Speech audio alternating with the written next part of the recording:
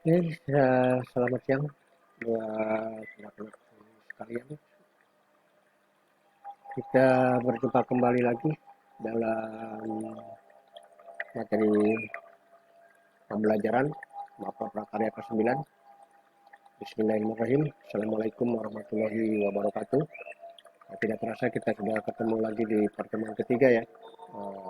Dari awal pertemuan kita pertama di prakarya, kita akan bahas satu persatu pembahasan. Oke, seperti biasa kita masih membahas di KD 1 ya. Ini KD pengetahuan 3.1 dan ini KD pengolahannya dalam KD keterampilan. Ya, baik. Masih dengan saya Radang Gusana Garneta. Nomor kontak dan nomor email masih sama ya untuk konsultasi dan komunikasi atau interaksi kita dalam pembelajaran prakarya. Yang anak-anak kamu sekalian, dalam kesempatan ini saya ucapkan terlebih dahulu terima kasih nih kepada beberapa siswa yang sudah menyerahkan tugasnya dengan baik. Nah ini mohon maaf saya tidak tampilkan seluruhnya ya, karena waktu kita sangat terbatas. Jadi saya hanya menampilkan beberapa siswa yang mewakili seluruh siswa yang uh, sudah masuk sebagai apa namanya apresiasi dari saya ya. Itu Gina 9E, terima kasih Gina, Reva 9C, dan Tasya 9D. Ya, Gina, Reva, dan Tasya, terima kasih kalian sudah menyerahkan tugasnya dengan baik. Terus semangat belajar dan kemudian ya, terima kasih juga kepada seluruh siswa yang sudah menyerahkan tugasnya. Oke, yang belum ya upayakan segera membuat ya karena kita harus tetap belajar walaupun dalam kondisi yang seperti saat ini ya. Mudah-mudahan semuanya cepat berlalu, segera selesai dari apa pandemi ini dan kita sudah bisa lagi nanti berharap belajar di sekolah dengan baik dan normal ya, supaya kita bisa tatap muka di dalam kelas. Oke, terima kasih ya kepada seluruh siswa yang sudah menyerahkan tugasnya. Nah ini untuk simpulan pertama ya, dari tugas kedua kemarin.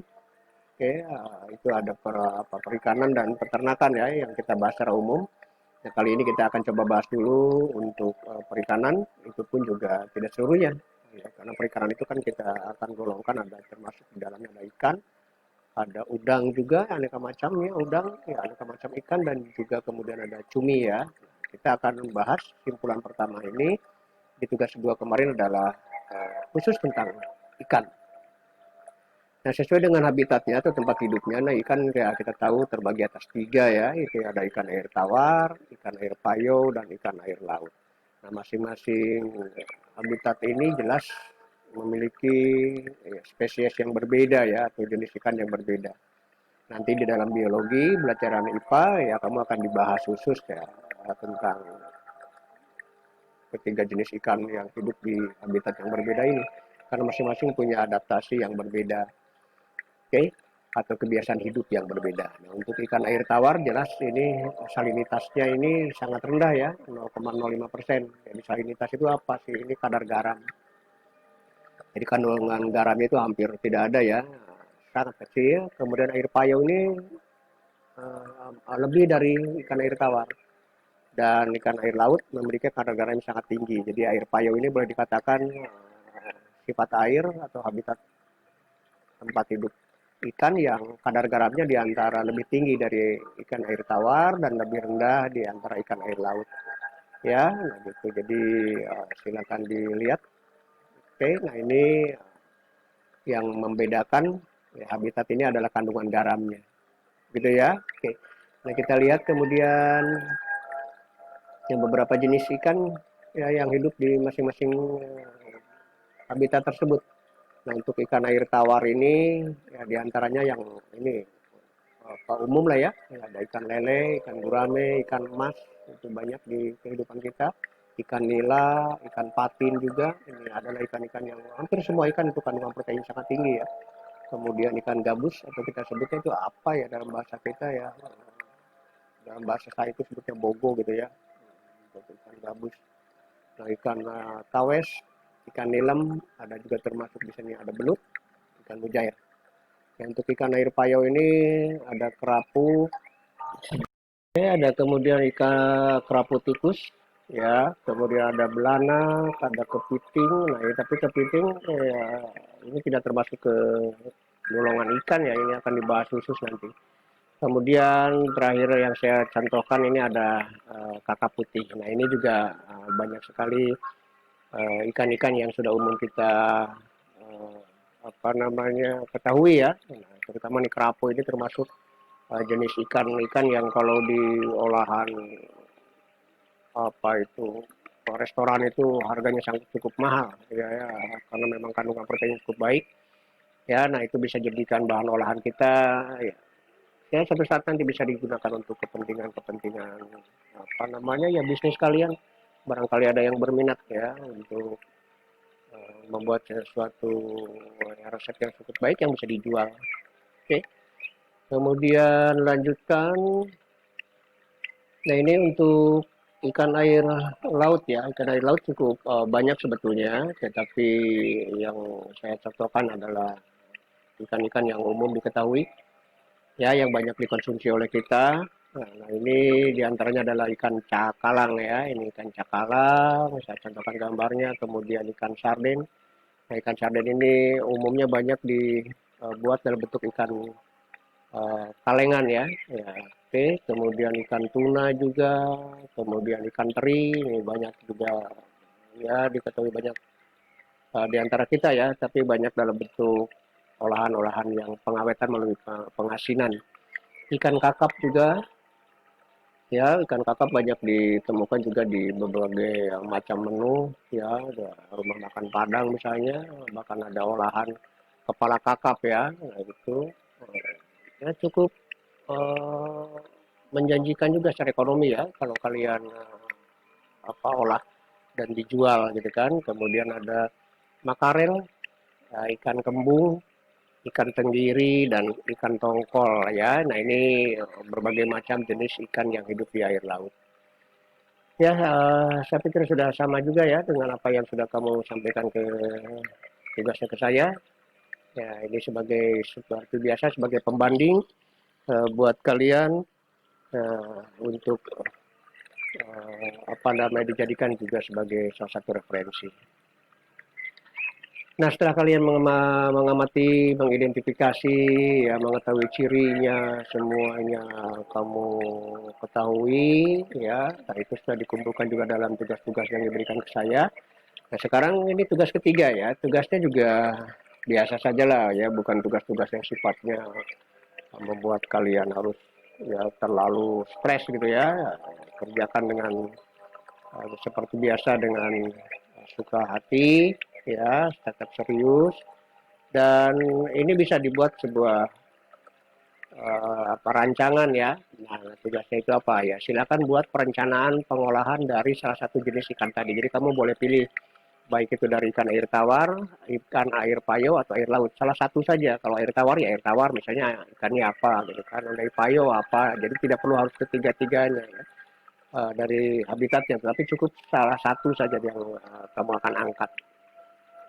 Tetapi dalam pengerjaan tugas ini ya kamu harus mengikuti susunan perencanaannya ya. Nanti dalam perencanaan itu ada pertama ya judul olahannya apa.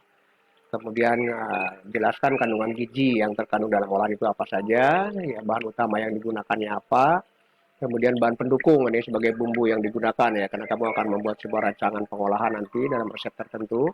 Bahan pendukungnya silakan diuraikan, alat yang digunakannya apa saja disebutkan, kemudian langkah dan tahapan kerjanya seperti apa, uraikan satu persatu dari awal sampai kepada penyajiannya nanti. Kemudian carilah contoh gambar penyajiannya. Ya, kamu ini bisa mengambil dari contoh-contoh apa ya googling lah ya kira-kira penyajian seperti apa atau misalnya kamu boleh memfoto hasil karya kamu sekaligus mempraktekannya di rumah ya. Tapi pada kondisi sekarang ini kita tidak dalam praktek. Tapi barangkali kebetulan lagi sedang praktek ya silakan difoto.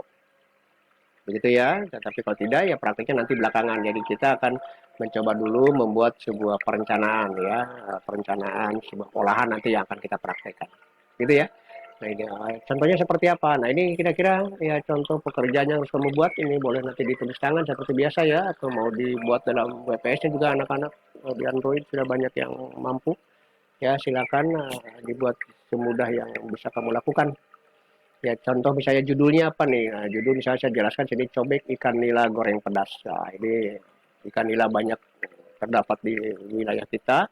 Nah, kita akan mau bikin sebuah perencanaan ikan goreng apa pedas di bumbu cobek.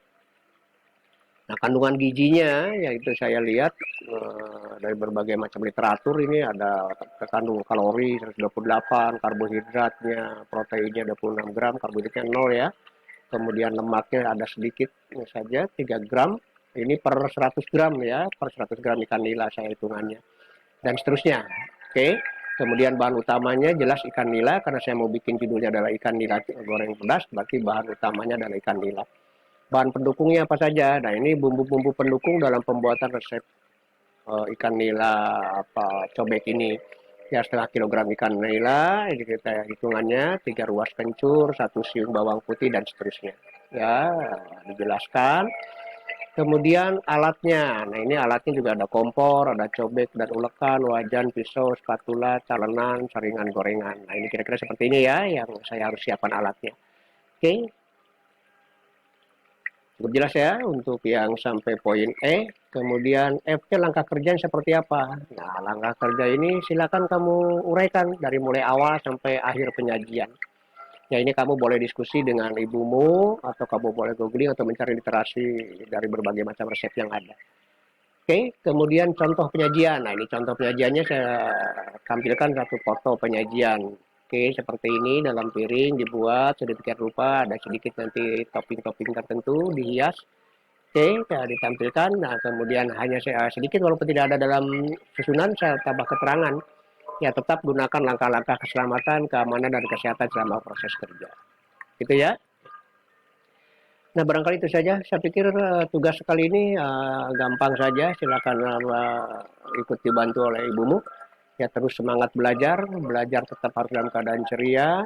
Oke, boleh tulis tangan seperti biasa tugas dikerjakan. Ya, umum dari pertemuan 1 ke 2 sudah banyak dikerjakan. Berbagai macam variasi cara silakan mana yang paling mudah buat kalian. Tetap menggunakan WhatsApp grup untuk diskusi kita.